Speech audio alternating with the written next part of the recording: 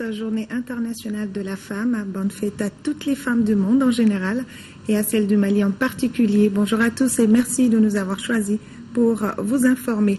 Et nous commençons ce journal par ce message du président de la République adressé aux femmes du Mali. À l'occasion du 8 mars 2014, la communauté internationale célèbre ce 8 mars 2014 la 20e édition de la Journée internationale de la femme, dont le thème cette année est « Paix et réconciliation, défis et enjeux pour une autonomisation accrue des femmes ». En cette heureuse occasion, je voudrais magnifier le combat héroïque des pionnières qui, aux côtés des pères de l'indépendance, se sont battus avec opiniâtreté, j'y arrive, pour la reconnaissance des droits élémentaires de la personne humaine. Par la même occasion, il me plaît de rendre un chaleureux et vibrant hommage aux Maliennes des campagnes et des villes pour leur contribution inestimable à l'effort de développement de notre pays. Au moment où notre pays émerge de la nuit noire de l'obscurantisme, par la grâce de Dieu, de nos amis et de notre volonté inébranlable à défendre notre souveraineté, comment ne pas dire notre admiration face au combat de nos mères, sœurs, épouses et filles qui ont affronté parfois à main nue les ordres de barbares et de narcotrafiquants dont le seul dessein était de détruire notre pays. Comment ne pas saluer l'engagement et la mobilisation des millions de nos concitoyennes qui ont, dans une très large mesure, porté à bout de bras le processus électoral qui a consacré le retour définitif de notre pays au sein de la communauté internationale. Comment ne pas féliciter toutes celles qui ont conquis la représentation nationale au terme d'élections régulières et de ne pas encourager les autres qui s'apprêtent à participer aux prochaines joutes.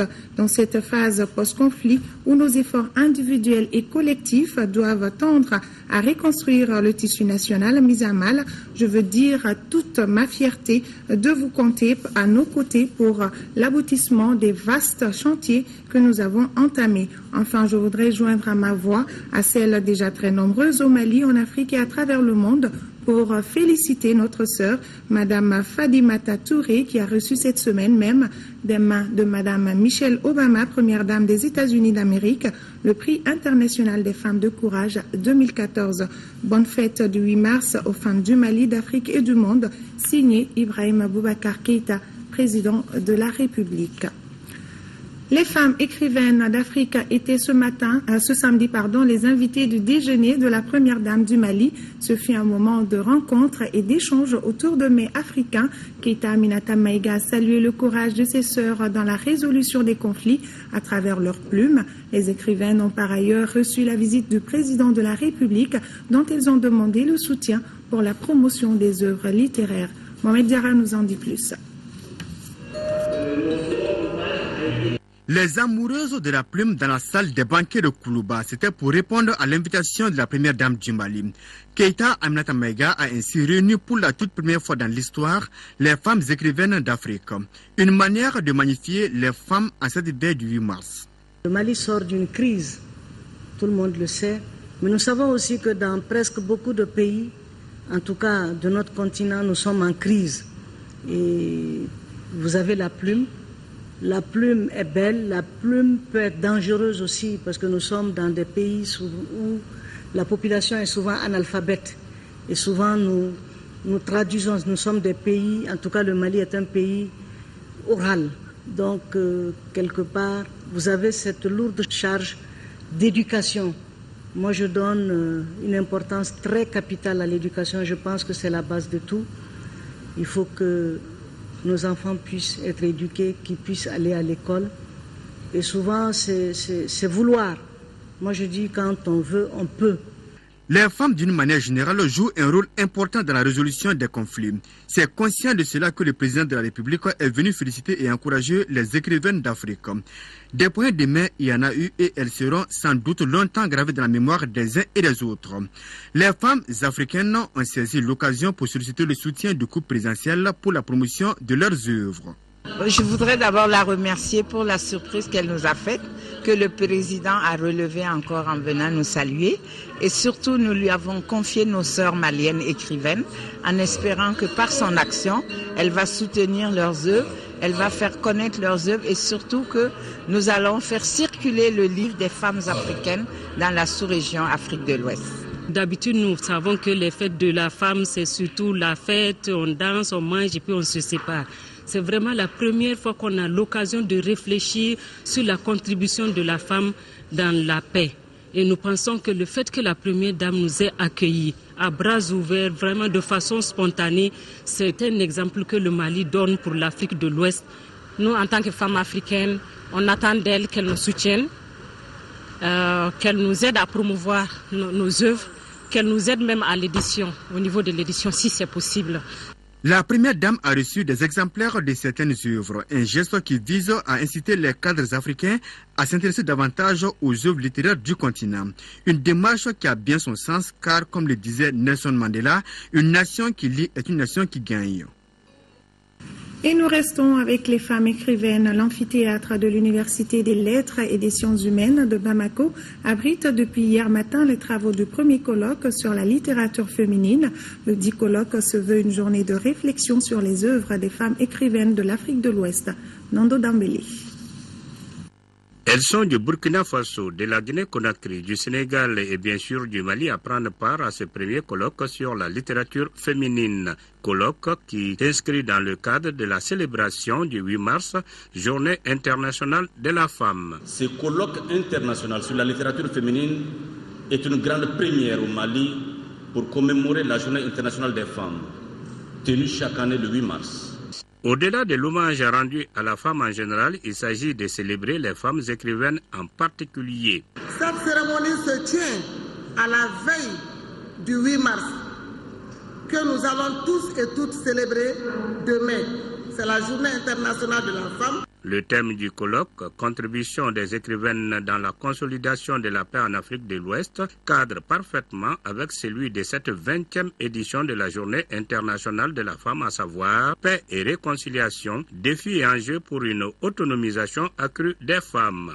Oui, de paix et de réconciliation, il en faut pour le Mali, notre pays qui revient de si loin. Le Mali a besoin de paix pour enclencher le processus de développement économique et culturel qui avait connu un coup d'arrêt.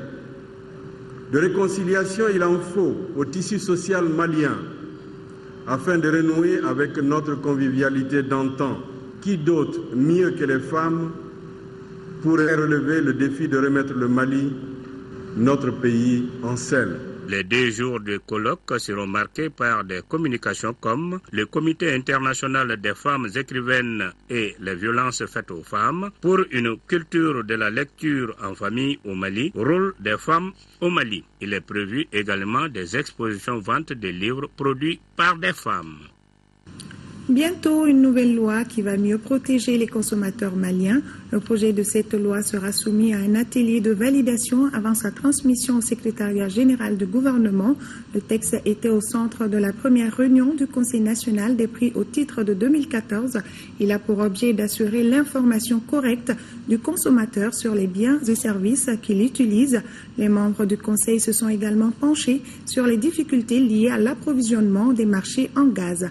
Reportage Bourama Traoré. Première réunion du Conseil national des prix au titre de l'année 2014, des préoccupations réelles sur la table de discussion. En ligne de mire, la pénurie de gaz. Depuis quelques mois, les bouteilles de gaz deviennent de moins en moins visibles sur le marché. Principale raison, du non-paiement par le Trésor des factures des importateurs de gaz. À la date d'aujourd'hui, le montant est supérieur à 2 milliards pour des opérateurs qui sont obligés d'aller acheter au comptant chez le fournisseur, venir vendre le produit et attendre 7 mois, 8 mois pour se faire payer. Le cheminement est très difficile à soutenir. L'État consent de gros efforts pour faciliter l'accès des populations à ces produits. Illustration, sur chaque bouteille de gaz de 6 kg par exemple, la subvention de l'État s'élève à 3 000 francs CFA, sans quoi la même quantité de gaz devrait coûter aux consommateurs 6 500 francs CFA. Du côté du département du commerce, des dispositions pratiques sont en cours pour trouver une solution définitive à cette situation. De quoi rassurer les opérateurs gaziers. Je pense que le ministre nous a rassurés. Il nous a demandé de lui adresser un courrier par rapport aux montants de façon individuelle de toutes les sociétés, les montants qui sont au niveau du Trésor et puis les montants qui sont déjà au niveau de l'AMADER. Si ce n'est pas une première, c'est en tout cas une étape importante que viennent de franchir le ministère du Commerce et les associations des consommateurs du Mali. Un projet de loi sur la protection des consommateurs. Le texte vise à assurer l'information claire du consommateur sur les biens et services qu'il acquiert ou utilise. Il fixe également les conditions et procédures relatives à la réparation des préjudices subis par les consommateurs. Ce projet sera soumis à un atelier de validation avant que le débat ne s'engage dans le processus d'approbation gouvernementale. Dernier point évoqué à la réunion du Conseil national des prix, la situation des produits de large consommation tels le sucre. Constat, les différents marchés du pays sont bien approvisionnés et les prix restent stables.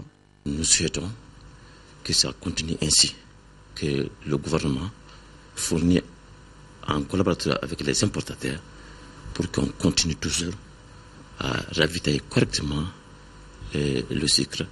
La consommation annuelle du Mali en sucre est estimée à 250 000 tonnes selon les statistiques du ministère du Commerce. Une consommation qui dépasse largement la production nationale actuelle estimée à 55 000 tonnes. Mon corps, mon droit, c'est l'intitulé de la campagne lancée ce jeudi par Amnesty International Mali. Cette campagne mondiale d'Amnesty International vise à donner aux personnes des moyens afin de revendiquer leurs droits en matière de santé et de reproduction. Il s'agit aussi d'attirer l'attention des décideurs sur la nécessité d'améliorer l'accès aux services de santé. Le reportage de Nohom Sissoko. La campagne Mon corps, mes droits, initiée par Amnesty International, vise à lutter contre les violences faites aux filles et aux femmes d'une manière générale. Ce lancement de campagne va permettre davantage de communiquer avec l'opinion publique, les acteurs non étatiques, les organismes nationaux et internationaux, les collectivités locales sur les droits sexuels et reproductifs, qui sont des droits humains comme des droits civils et politiques et tout autre droit humain. Cette campagne s'étalera sur la période 2014-2015. Elle mettra en exergue les souffrances de jeunes filles et de femmes dans certaines régions du monde. Mettre fin aux pratiques discriminatoires de la loi pénale, de réglementer la sexualité et la reproduction, éliminer les obstacles à l'accès aux services et informations sur la santé sexuelle et reproductive. Amnesty International invite les États à promouvoir et à protéger les droits des filles et femmes en matière de santé et de reproduction. Il appelle les pouvoirs publics à mettre fin à l'impunité des violences exercées sur ces dernières. En troisième région, des écoles du Centre d'animation pédagogique CAP viennent d'être accréditées écoles propres au cours d'une cérémonie organisée par l'association Conseil pour le développement Accord Nietasso en collaboration avec l'UNICEF et le monde scolaire de Sikasso. Cette cérémonie a été marquée par la remise de certificats et de matériel d'hygiène et d'assainissement. Le reportage de Fatim Diallo. Ils sont au total 3 établissements scolaires désormais accrédités écoles propres de la ville de Sikasso. Cette distinction honorifique, qui est le couronnement de la compétition scolaire entre les écoles des CAP de Sikasso et de Cléla en bonne pratique d'hygiène et d'assainissement, est une initiative de l'association Conseil pour le développement Accord Nietasso dans son programme WASH, avec l'appui financier de l'UNICEF. Le programme essaye de promouvoir vraiment la bonne santé des enfants, qui va avoir un impact sur leur capacité et leur faculté d'apprentissage. Le concours du programme est de leur apporter les connaissances techniques et un peu d'équipement et surtout de les encourager à surtout prendre le programme en charge après le retrait de l'ONG. Un programme vivement salué par les différents intervenants. Ainsi, le complexe Locho Mamelon se classe premier, suivi de Mankourani premier cycle et de Lafiabou second cycle. Les cadeaux offerts vont du certificat d'accréditation au matériel d'assainissement. Je vais vraiment exhorter les directeurs d'école ici présents pour dire qu'il y a des acquis. Et moi, je crois que la meilleure façon pour nous de rendre hommage à tout ce qui a été fait, c'est de veiller à la pérennisation de tous ces acquis. Accord Nietasso, qui n'entend pas s'arrêter en si bon chemin, a en tout cas promis l'élargissement du programme WASH à des écoles des autres cercles de la région de Sikasso. Nous étions à Sikasso, nous y restons. Le comité AIM du complexe scolaire Amion Guindo et Aminata Diallo ont organisé ce jeudi à Sikasso une conférence débat sur le thème « Comment endiguer, c'est-à-dire modérer l'échec en grand nombre en milieu scolaire ». Occasion pour les participants de réfléchir sur les causes et proposer des solutions. Reportage Bambi Idrissa Touré. Pour endiguer l'échec en grand nombre en milieu scolaire, le comité AIM du complexe scolaire Amion Guindo et d'Aminata Diallo ont initié cette conférence. Dans ces 2 dernières années, les résultats des différents examens de la région de Sikasso sont très médiocres. Donc cela est dû à quoi? Donc, il faut une solution par rapport à ce genre de situation. Donc il est temps pour nous aussi que la jeunesse doit avoir la main sur la conscience, particulièrement à l'AIM. Chaque année, des milliers d'élèves quittent le système scolaire sans diplôme. Selon le conférencier Assouman Mandjou, cela est dû à des causes qui peuvent provoquer l'échec scolaire et dont il faut prendre des précautions. Il faudrait que les gens acceptent de se remettre en cause. Il faut que l'élève reste en classe pour étudier. Il faut que l'enseignant aussi accepte de se sacrifier, donc qu'il dispense un bon cours aux parents d'élèves, de suivre de façon régulière les élèves. Nous sommes très satisfaits de la conférence organisée et à l'initiative des élèves. Ça veut dire que déjà ils commencent à prendre conscience de ce qu'ils doivent devenir. Donc je salue énormément l'initiative prise par les élèves. La conférence a pris fin par la présentation d'une danse chorégraphique animée par les chorégraphes du complexe.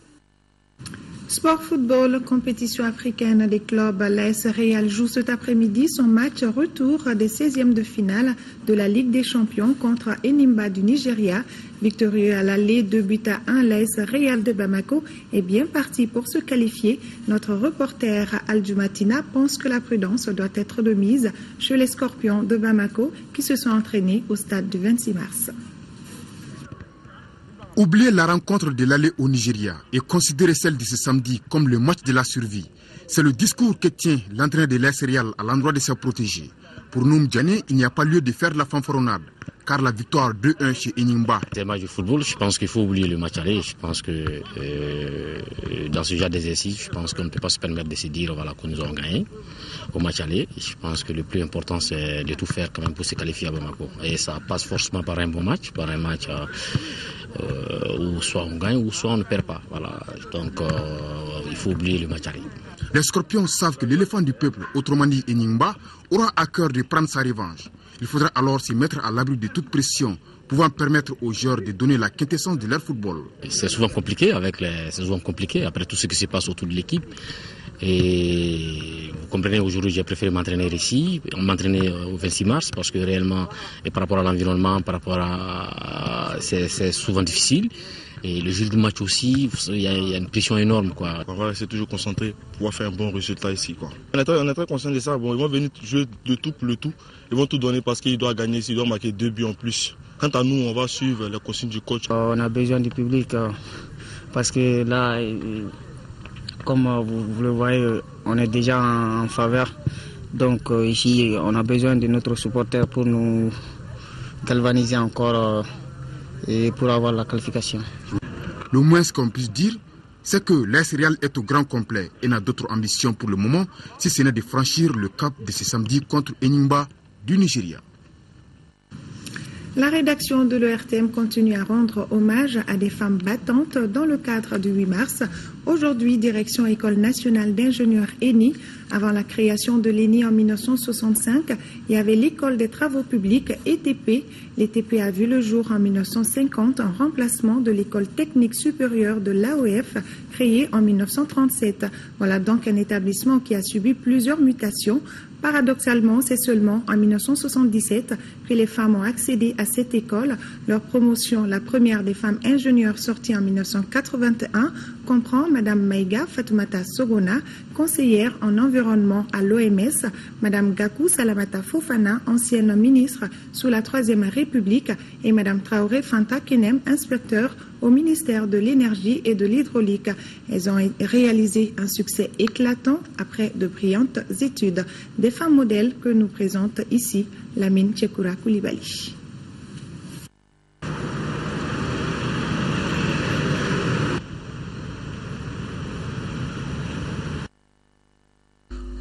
Voici une de leurs photos de groupe. Fatoumata Sogona, Salamata Fofana et Fanta Kenem posent ici juste après que le jury les a déclarées admises à l'examen de sortie de l'École nationale d'ingénieurs, option génie civil, promotion 1981. Elles y étaient entrées en 1977, après l'obtention du baccalauréat en série sciences exactes. À notre sortie, c'est qu'on nous a dit depuis 1939, nous étions la première promotion des femmes qui ont vraiment accédé à l'ENI. Même les étrangers, il n'y a pas eu de femmes. Nous en sommes fiers parce que nous ne sommes pas partis du Mali. Nous avons fait toutes nos formations au niveau national. En ce moment, il y avait quand même la qualité. Est-ce qu'il n'y a pas eu une discrimination positive en rapport avec ces filles? Non, pas du tout. Aucune discrimination. Parce que ici, ce qui était sûr, où elles passent, où elles sont exclues. Après elles, d'ailleurs, leur promotion, il y a d'autres qui sont venus et qui ont été exclus de l'école. C'est-à-dire, dans cette école, il n'y a pas de discrimination de quelque nature, que ce soit ni sur la nationalité, ni sur le genre. Non, cela n'existe pas. Parce que les études d'ingénieur, vous le savez, ce sont des études extrêmement délicates. Nos pionnières ont entre 24 et 25 ans. Certaines sont déjà mariées et mères depuis leur 2e année d'études. Nous nous sommes mariés assez jeunes. On n'a pas attendu la fin de nos études pour nous marier. Et donc la 2e année, on a eu des enfants. Le rythme scolaire était très dur parce que tous les matins, il fallait être en classe à 7h, descendre à 13h et de 15h, souvent quand on avait des TP, c'était jusqu'à 19h, 19h30. Notre chance a été aussi qu'il y avait nos beaux-parents qui nous ont beaucoup assistés avec nos parents. Donc les enfants restaient un peu avec les parents. Et ça a été notre chance, quoi. Voir des femmes poursuivre leurs études supérieures à l'École nationale d'ingénieurs était perçu dans leur entourage comme un acte presque suicidaire. Beaucoup parmi leurs camarades étaient loin de partager leur enthousiasme et persuadés que leur audace serait tôt ou tard vouée à l'échec. Ce n'est pas une difficulté d'ordre pédagogique, mais d'ordre socioculturel. Parce que si on se laissait par la société, notre culture, chaque fois on te pose la question, pourquoi tu vas faire ce travail-là? Ce n'est pas un métier de femme, c'est uniquement pour les hommes. Voilà, tous ces travaux-là, ce n'est pas fait pour une femme. Et j'avoue que les difficultés rencontrées ont été des sources de motivation pour nous. Il y a beaucoup qui disaient, ah bon, les filles sont à l'ENI ici, on va voir comment ça va se passer. Et je peux dire que même dans les cours de topographie ou dans les cours de pratique sur le terrain, on était quand même les premiers. Bien que les gens se moquaient de nous, on était les premiers à vouloir aller sur le terrain. Et je me rappelle qu'il y a eu le chantier de l'ENA, l'ex-ENA actuel là. On était là lorsqu'on a voulu monter sur le toit pour pouvoir superviser les travaux. Ils nous disaient non, vous n'allez pas pouvoir monter à l'échelle. Et on a grimpé à l'échelle, on était tous en haut. Et l'ambiance était vraiment bonne sur le plan études et les garçons et tout. Bien qu'ils se moquaient de nous, on faisait avec beaucoup d'enthousiasme. Depuis 1981, l'ENI a formé 175 femmes ingénieurs. Cette année 2014, elles sont 34 étudiantes en fin de cycle contre 349 hommes, soit 11%. Promotion, pas promotion, je pense qu'il revient aux femmes vraiment de mériter vraiment ce qu'on leur donne. Souvent, quand moi j'entends les femmes dire bon, il faut tant de quotas, ceci, cela. Moi, en tout cas, je n'ai jamais eu de problème avec les hommes. Il faut s'affirmer pour dire que bon, je peux prétendre à ça ou ça. Et c'est pas parce qu'on est femme qu'il faut forcément qu'on nous donne vraiment des postes de responsabilité. Si vraiment on n'est pas en mesure de le faire, moi, vraiment personnellement, je n'ai rien contre. Je me demande, il faut s'affirmer d'abord pour mériter ce que l'on te donne. Fatoumata Sogona, Salamata Fofana et Fanta Kenem ont donc ouvert la brèche. Et comme dit l'adage, c'est le premier pas qui coûte. Elles ont osé les premiers pas, convaincues que leurs sœurs, leurs filles aujourd'hui et demain leurs petites filles suivront et dans le bon sens. Mesdames les ingénieurs, félicitations d'avoir été et d'être ce que vous êtes aujourd'hui. très impressionnant. Ainsi prend fin ce journal. Merci de l'avoir suivi. Prochain rendez-vous pour les informations, c'est à 20h avec Ibrahima Djambili. D'ici là, prenez soin de vous et des autres. Une fois de plus, bonne fête à toutes les femmes et bon après-midi à tous.